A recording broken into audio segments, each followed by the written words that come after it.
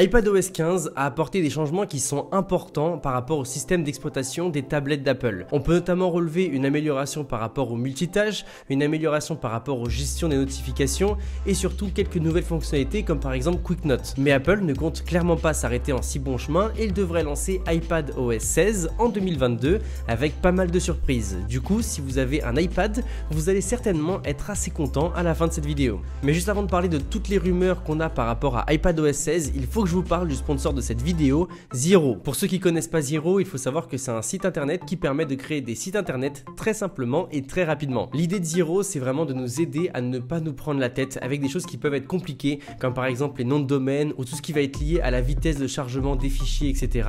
Très concrètement, si on veut faire un site internet, tout ce qu'on a à faire, c'est aller choisir l'un des 100 templates qu'ils ont à nous proposer et ils sont vraiment très stylés. Ensuite, on va le personnaliser et le mettre à notre sauce. Donc par exemple, choisir le style d'écriture, les couleurs, les photos, etc.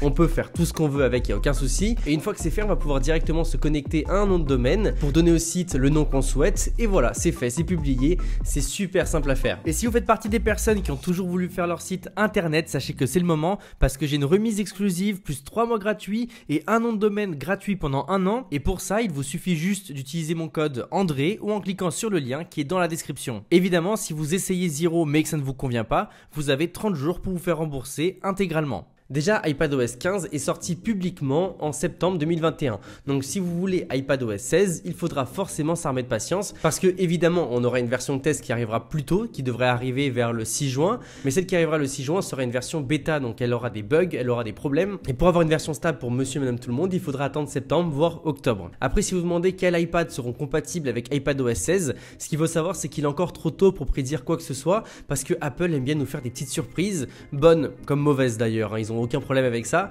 mais les rumeurs indiquent que tous les iPads qui ont aujourd'hui iPadOS 15 devraient pouvoir supporter iPadOS 16. Donc ça, c'est plutôt une bonne nouvelle. Les versions qui seraient éventuellement en danger seraient l'iPad mini 4 qui est le moins puissant de toute la gamme, mais bon, rien ne dit qu'il ne prendra pas une année de plus. Mais bon, je sais ce que vous attendez, quelles sont les grosses nouveautés, et ce qu'il faut savoir, c'est que les vraies nouveautés arriveront pour tous les iPads qui ont la puce M1, donc les iPad Air et Pro. Alors déjà, le truc qui fait trembler absolument tout internet, et c'est ce qui me donne le plus envie de prendre mon premier iPad, ça serait la compatibilité au logiciel Apple professionnel.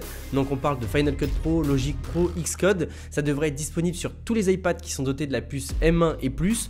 On pense par exemple à l'iPad Pro 2022 avec la puce M2 qui devrait arriver. Donc grâce à cette mise à jour là, Apple devrait mettre à jour leur logiciel professionnel et les mettre compatibles sur l'iPad, ce qui est vraiment très bien. Parce que c'est vrai qu'aujourd'hui, toutes les personnes qui ont pris des iPads avec la puce M1 se plaignent un petit peu parce que finalement c'est vrai qu'on a beaucoup de puissance dans nos machines, mais on n'a pas forcément des logiciels qui permettent de l'exploiter à 100%. Et surtout, si Apple fait vraiment ça avec cette mise à jour là, on aurait peut-être l'arrivée de grandes entreprises de logiciels comme Adobe qui se pencheraient plus sur les tablettes et qui pourraient nous faire des applications pour nos tablettes, ce qui pourrait être vraiment intéressant, surtout pour les personnes comme moi qui utilisent que Adobe. Autre nouveauté, celle-ci c'est une nouveauté esthétique et je sais que beaucoup de personnes en attendent, ça serait au niveau des icônes. On devrait partir sur les mêmes icônes ou des icônes très ressemblant à ce qu'on a sur macOS. En tous les cas, je sais pas ce que vous en pensez, mais moi je trouve que les icônes qui sont sur les Macs sont plutôt stylées et que ce qu'on a sur nos iPhones commence un petit peu à devenir vieillissant. Donc ouais, pourquoi pas, et surtout sur les iPads ça porterait aussi un peu de modernité parce que iPadOS et iOS sont encore vraiment très liés et l'idée c'est qu'on changerait les icônes sur les deux plateformes. On dit aussi qu'Apple voudrait rafraîchir leur écran de verrouillage et modifier l'apparence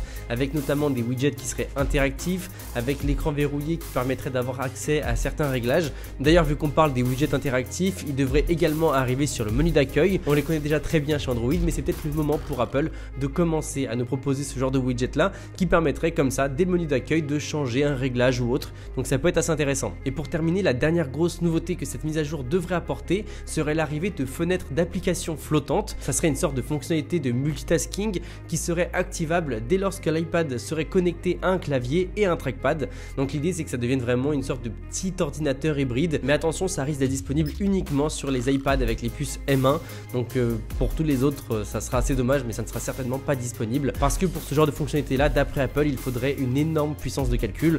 Donc voilà, c'est quelque chose à noter. Bon les amis, vous avez tout ce qu'il faut à savoir et toutes les informations importantes par rapport à la future mise à jour d'Apple avec leur tablette. C'est vrai qu'il est encore un peu tôt pour avoir toutes les informations sur iPadOS 16. Évidemment, dans 2 mois, on en saura beaucoup plus, donc n'hésitez pas à vous abonner. Et nous, on se dit à très bientôt pour une prochaine vidéo. Salut à tous, c'était André Martin.